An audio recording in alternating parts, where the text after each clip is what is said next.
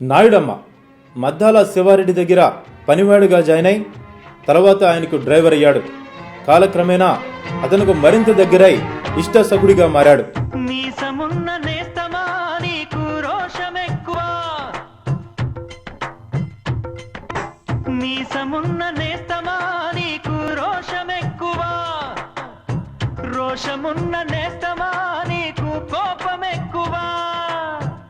పదవిలో ఉన్నది మద్దాల శివారెడ్డి అయినా పదవిని అనుభవించింది మాత్రం నాయుడమ్మే.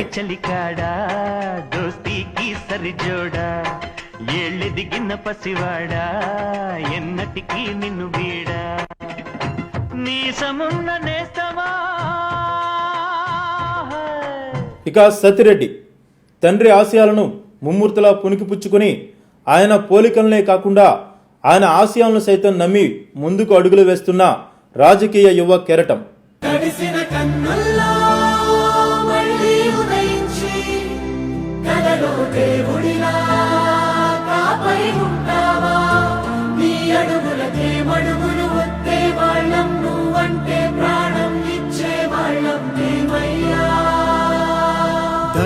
దండాలయ్యా దండాలయ్యా మాతో నేను ఉండాలి. హలో నాయుడమ్మ, కథలు ఎవడి ఛానల్లో ఎవడిది అభజన చేస్తున్నావు పగిలిపోదు. స్టూడియోకే వస్తున్నా. Okay sir. రైట్. అయితే నానానికి మరోవైపు ఉంది. సత్తిరెడ్డి చేయని అరాచకాలు లేవు, ఆయన మీద కేసులు లేని పోలీస్ స్టేషన్లు లేవంటే అతిశయోక్తి కాదేమో. ఈ మిస్టరీని ఛేదించే దిశగా ఈరోజు మనతో పాటు ఉన్నారు మద్దాల శివారెడ్డి అసలు శిష్యులు రాజకీయ వారసుడు నాయుడమ్మ మనతో ఉన్నారు. ఎవరు వారసుడు? మీరు మద్దాలి శివారెడ్డి రాజకీయ వారసుడు అన్నా, సత్తిరెడ్డి గారు మీరు మాట్లాడడానికి మీకు అవకాశం ఇస్తాను. సంబంధమైన వారసుడు అన్నా నేను. అర్థమవుతుందా? మీకు మీ స్టూడియోలో కూర్చోబెట్టి ఏంది మీరు మాట్లాడేది? చూడండి, బాబుకి చిన్నప్పటి నుంచి డ్రైవర్ లాగానే చూడాలి. అర్థమైందా? నెత్తి మీదకి ఎక్కించుకుంటే ఇట్లనే వచ్చి కూర్చుంటారు. ఓకే సత్యరెడ్డి గారు, మీకు మాట్లాడే అవకాశం ఇస్తాము. అప్పుడు మీరు చెప్పుకోదలుచుకోండి. వారసుడేంటి చెప్పండి. మీరు మాట్లాడేది తప్పు. ఆలోచన వాళ్ళకి లేదు. ఎవరైతే మాట్లాడుతుందో వాళ్ళకి ఆలోచన లేదు. తెలుస్తుందండి, మీ ఆవేశం మీ మాటల్లో తెలుస్తుంది. ఓకే సత్యరెడ్డి గారు, మీకు మాట్లాడే అవకాశం ఇస్తాము. ఇచ్చినప్పుడు మాట్లాడండి. ఓకే నాయుడమ్మ గారు, చూడండి, ఇప్పుడు బాబుకి ఆవేశం ఎక్కువ చెప్పాను, అందరికీ తెలుసు. ఆలోచన తక్కువ, అది అందరికీ తెలుసు. ఎవరికి ఆలోచన తక్కువ, ఎవరికి ఆలోచన ఎక్కువ అందరికి తెలుసు. అర్థమవుతుందా? సత్యరెడ్డి గారు, మీకు మీకు మీకు టైం ఇస్తామండి. ఇచ్చినప్పుడు మాట్లాడారండి. అది ఆలోచన తక్కువ ఆవేశం ఎక్కువ అంటే ఉంటది.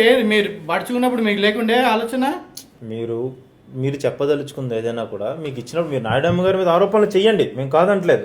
మీకు టైం ఇచ్చినప్పుడు మీరు ఆయన పట్టించుకోవడం మానేయండి, ఆయన మాట్లాడుతూనే ఉంటారు. ఓకే సత్యరెడ్డి గారు, ఇప్పుడు మీరు చెప్పండి, మీ తండ్రి ఆశయాలు సాధించడానికి మీకున్న అర్హతలు ఏంటి?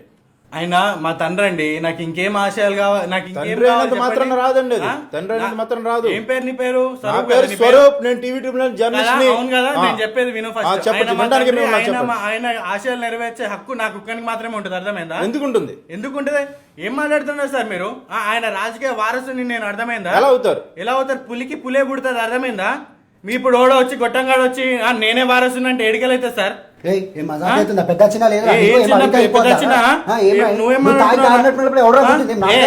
పుక్కడు పెట్టిన వారా అవకాశం అర్థమైందా? ఏం మాట్లాడుతున్నారా? ఓటు తీసుకొని వచ్చారు మీరు.